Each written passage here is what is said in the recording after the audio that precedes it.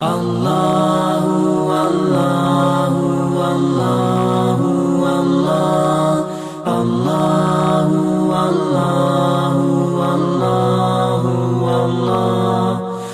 اللہ اللہ اللہ اللہ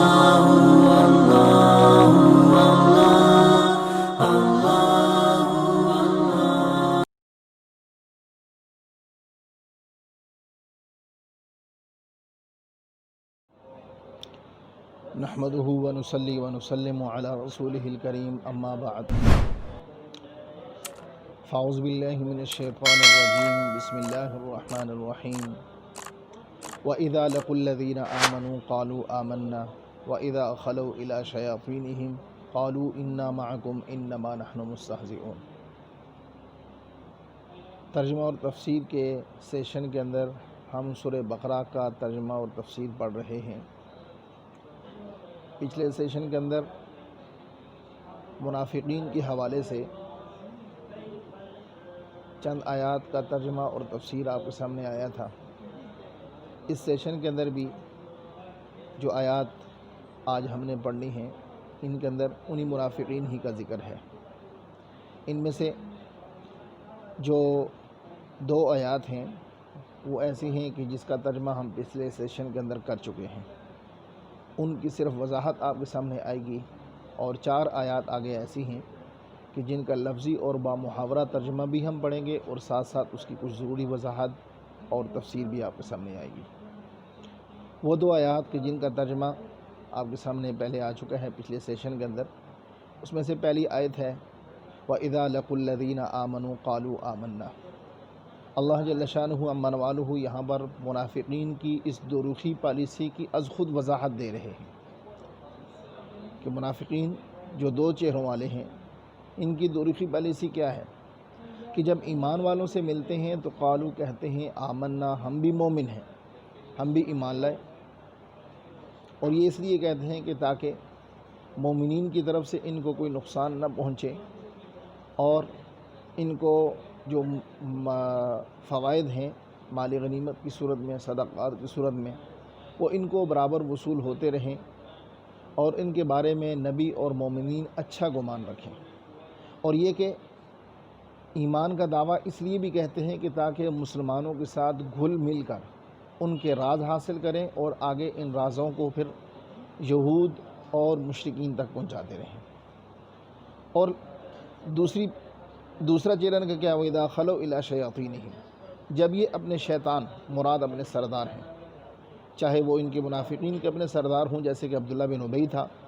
یا چاہے یہود کے سردار ہوں، جب ان کے پاس جاتے ہیں تو وہ ان کو کہتے ہیں کہ بھائی تم ہمارے پاس کیوں آئے ہو، تم دو مسلمان ہو، تو ان کو کہتے ہیں کہ نہیں بھائی نہیں، انا معکم، ہم تمہارے ساتھ ہیں، ہم تو مسلمانوں کے ساتھ نہیں ہیں، مسلمانوں کے ساتھ ہم جو ایمان کا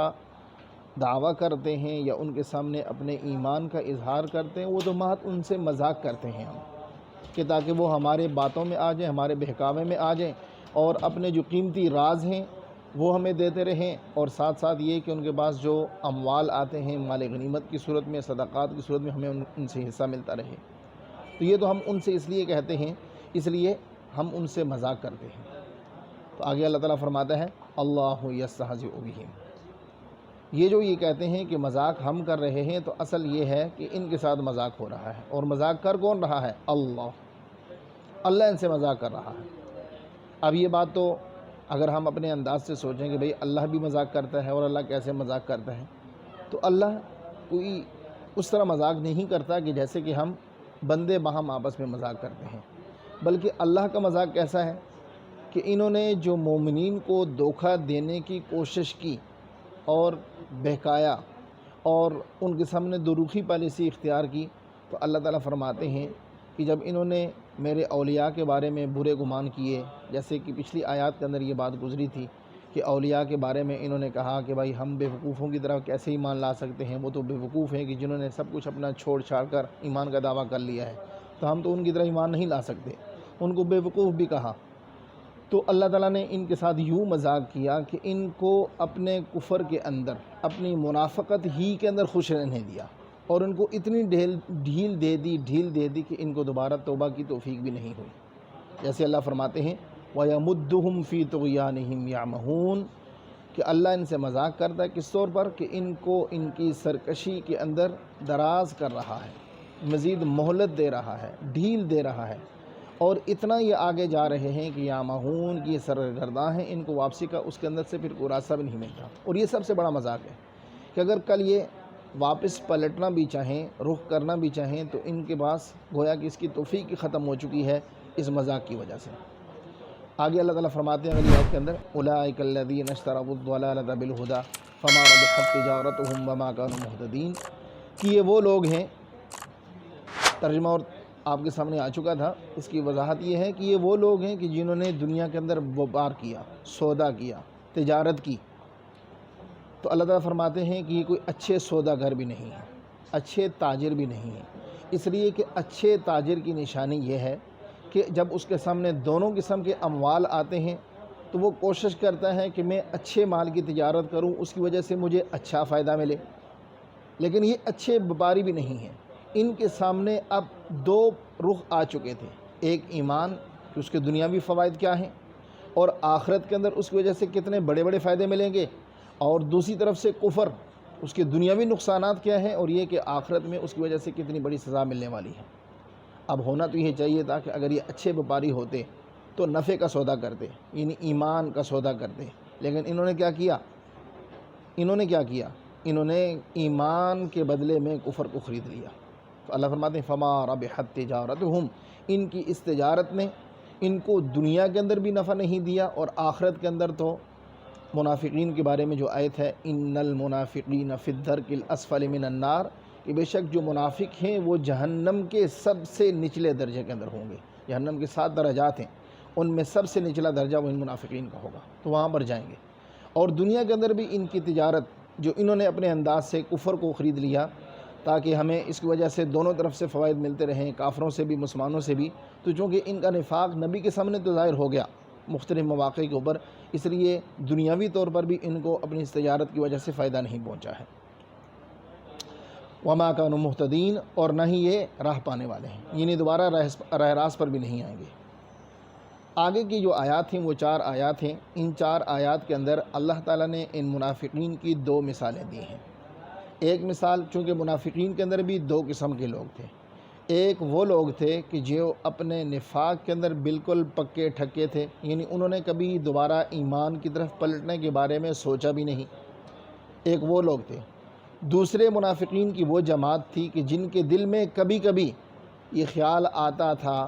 دنیاوی منفعتیں ان کے سامنے آتی اور دینی منفعتیں بھی ان کے سامنے آتی، تو کبھی کبھی ان کا دل ایمان اور اسلام کی طرف مائل ہو جاتا تھا۔ تو اللہ تعالیٰ نے اس لیے دونوں قسم کے فریقین کی مثال دی ہے۔ تو پہلی 2 آیات کے اندر پہلے 2 فریق کی مثال ہے، ہم پڑھتے ہیں، پہلے ان کا آپ کے سامنے ترجمہ آئے گا، پھر اس کے بعد ان آیات کی وضاحت آئے گی۔ تو پہلی آیت مثلہم کمثل الذی استوقد نارا، اللہ فرماتے ہیں کہ مثلہم، مثال، ہم ان کی، کمثل الذین، مثل پھر مثال، الذی وہ جو کہ استوقدہ اس نے سلگائی، اس نے لگائی، نارن آگ، فلما، فا کا مطلب ہوتا ہے پس، لما کا مطلب ہوتا ہے جب، اضاءت، اضاء کا مطلب ہوتا ہے روشن کرنا، فلما اضاءت پس جب اس آگ نے روشن کر دیا، ما حولہ، حول کہتے ہیں ارد گرد، ما حولہ جو ان کے ارد گرد ہے، ذہبا، ذہا کا مطلب ہوتا ہے لے جانا، بنورہم، نور کا مطلب ہوتا ہے روشنی، وترکہم، واو کا مطلب اور، ترکا کا مطلب ہوتا ہے چھوڑنا، فی ظلمات، ظلمات کا مطلب ہوتا ہے تاریکیاں، فی کا مطلب پہلے گزر چکا ہے میں، لا یبصرون، لا کا مطلب ہے نہیں، یبصرون بصر سے ہے اور اس کا مطلب ہوتا ہے دیکھنا، کہ وہ دیکھتے نہیں ہیں۔ پوری آیت کا ترجمہ یوں بنے گا، مثلہم، ان منافقین کی مثال، یہ وہ منافق ہیں جو اپنے نفاق کے اندر پکے ہیں، کمثل الذی استوقد نارا، اس بندے کی طرح ہے کہ جس نے آگ لگائی، آگ سلگائی، فلما اضاءت پس جب اس نے آگ لگائی اور اس آگ نے اس کے ارد گرد کو سارا روشن کر دیا، پھر اچانک کیا ہوا، ذہب اللہ بنورہم، اللہ نے ان کی روشنی کو سلب کر لیا، اللہ ان کی روشنی کو لے گیا اس آگ کو بجھا کر، وترکہم فی ظلمات، اور ان کو چھوڑ دیا، فی ظلمات ایسی تاریکیوں کے اندر کہ لا یبصرون، وہ دیکھتے بھی نہیں ہیں۔ سمن بکمن عمی فہم لا یرجعون۔ آگے اللہ تعالیٰ فرماتے ہیں کہ یہ وہ لوگ ہیں کہ جو بہرے ہیں، سمن بہرے ہیں، بکمن گونگے ہیں، عمیٌ اندھے ہیں، فہم لا یرجعون، رجع کا مطلب ہوتا ہے لوٹنا، یہ لوٹیں گے بھی نہیں۔ وضاحت ان آیتوں کی یہ ہے کہ اللہ تعالیٰ نے یہاں پر ان منافقین کی مثال دی ہے کہ یہ اپنے ارد گرد آگ روشن کر لیتے ہیں اور یہ سمجھتے ہیں کہ جی اب ہمارے پاس روشنی ہی روشنی ہے، اب ہمیں ہر طرف اچھائیاں ملیں گی، لیکن اچانک اللہ تعالیٰ کیا کر لے گا، ان کی اس روشنی کو سلب کر لے گا اور سلب کر کے ان کو ایسی تاریکیوں میں چھوڑ دے گا کہ یہ ان تاریکیوں سے کبھی نکل بھی نہیں سکتے، ان کو کوئی راستہ بھی سجائی نہیں دیتا، یعنی اپنے نفاق کے اندر اتنے پکے ہیں کہ واپس کبھی بھی اسلام کی طرف رخ کر ہی نہیں سکتے۔ سمن،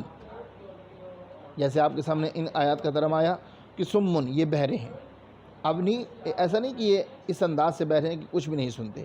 یہاں پر میں نے جیسے کہ کہا تھا کہ اللہ نے پہلی مثال ان منافقین کی دی ہے کہ جو اپنے نفاق میں پکے ہیں، قبول حق کی صلاحیت ان کے اندر ختم ہو چکی ہے، تو یہ اسی اعتبار سے ہے۔ سمن یہ بہرے ہیں، یعنی حق بات کو سننے کے اعتبار سے بہرے ہیں، حق بات کو نہیں سن سکتے، کبھی ان کے کانوں میں حق بات جا ہی نہیں سکتی۔ بکمن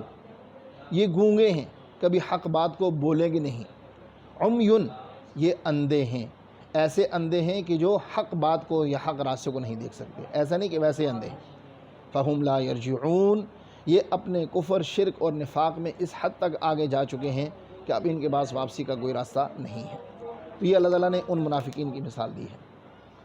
آگے دوسری مثال اللہ تعالیٰ نے ان منافقین کی دی ہے کہ جو کبھی کبھی اسلام کے دلائل کی وجہ سے متاثر ہو کر وقتی طور پر کوشش کرتے ہیں، مائل ہوتے ہیں کہ ہم اسلام قبول کر لیں، لیکن پھر جب دیکھتے ہیں کہ بھائی اسلام کے اندر ہمیں جب ہم اگر اس کو مکمل طور پر قبول کر لیں گے تو پھر حلال کے اوپر بھی چلنا ہوگا، حرام پر بھی چلنا ہوگا، اور ہر قسم کی تمیز کرنی ہوگی، جہاد کے اندر بھی جانا پڑے گا، نمازیں بھی وقت پر پڑھنی پڑیں گی، زکوٰۃ بھی دینی پڑے گی، تو یہ سارے کام پھر ان کو مشکل لگتے ہیں، تو پھر دوبارہ کفر کی طرف جانا شروع کر دیتے ہیں۔ لیکن بسا اوقات وقتی طور پر اسلام کے ان دلائل سے متاثر ہو کر اسلام کی طرف بھی مائل ہونے کی کوشش کرتے ہیں، تو اللہ فرماتے ہیں کہ ان کی مثال سیب او کسیب، سیب کا ہوتا ہے می برسنا،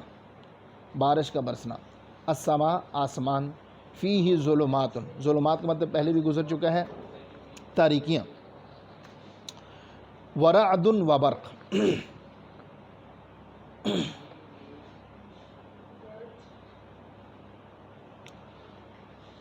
او کسیبن، یا ان کافروں کی مثال اس برستی بارش کی طرح ہے کہ جس کے اندر تاریکیاں ہیں، اندھیریاں ہیں، ورعد و برق، اور اس کے اندر گرج بھی ہے اور چمک بھی ہے، جیسے بادل گرجتے ہیں اور پھر یہ کہ ان کے ساتھ ساتھ روشنی بھی پیدا ہوتی ہے۔ تو یہ کیا کرتے ہیں، یجعلون اصابعہم، یجعلون وہ ڈالتے ہیں، اصابع اس وہ کی جمع ہے اپنی انگلیاں، فی آذانہم، آذان اذن کی جمع ہے بمعنی کان، من السواع کے کڑک کی وجہ سے، اس لیے کہ کڑک پیدا ہوتی ہے۔ حذر کا مطلب ہوتا ہے بچنا، الموت موت، واللہ محیط بالکافرین، اللہ نے ان کافروں کا خوب احاطہ کیا ہوا ہے۔ اللہ تعالیٰ فرماتے ہیں کہ ان کی مثال اس برستی بارش کی طرح ہے کہ جس برستی بارش کے اندر پہلے تو تاریکیاں ہوتی ہیں، یعنی گھٹا ٹوب اندھیرا چھایا ہوا ہوتا ہے، گھٹا ٹوب اندھیرا ہی اندھیرا چھایا ہوتا ہے، جیسے کہ بعض دفعہ بالکل کالی گھٹا چھا جاتی ہے۔ ورعد و برق، اور ساتھ کیا ہوتا ہے،